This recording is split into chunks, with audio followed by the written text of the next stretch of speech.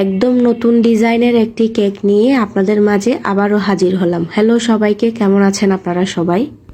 এই ইউনিক কেকটা না আমি করতে এত বেশি হ্যাপি ছিলাম, মানে কখন আমি এই কেকটা করব আর এটার আউটলুকটা আপনাদের সাথে শেয়ার করব।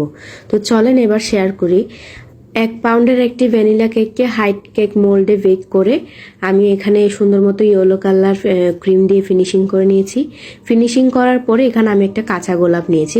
কাঁচা গোলাপের যে কাঁটাগুলা সবগুলা কাঁটা এবং পাতা ফেলে আমি কেকের মাঝখানে একটু বাঁকা করে বসিয়ে দিয়েছি। এরপর বসানোর পরে এখানে আমি একটি হোয়াইট কালার রিবন নিয়ে নিয়েছি। রিবনের মধ্যে যে আই লাভ ইউ লেখাটা ওটা লিখেছি আমি প্রথমে মার্কার কলম দিয়ে। লেখার পরে দেখলাম যে লেখাটা অনেকটা ছড়িয়ে ছিটিয়ে যাচ্ছে, পরে আমি নর্মাল কলম দিয়ে এই লেখাটা লিখে নিলাম।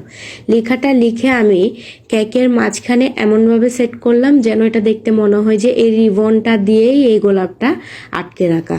তো এই গোলাপটার মাঝখানে যখন আমি এই রিবনটা আটকে দিলাম, রিবনটা আটকানোর জন্য না তেমন কিছু করতে হয়নি, এটা জাস্ট এমনিতে নর্মালি আটকে দিলেই কেকের ক্রিমের সাথে সেট হয়ে যায়।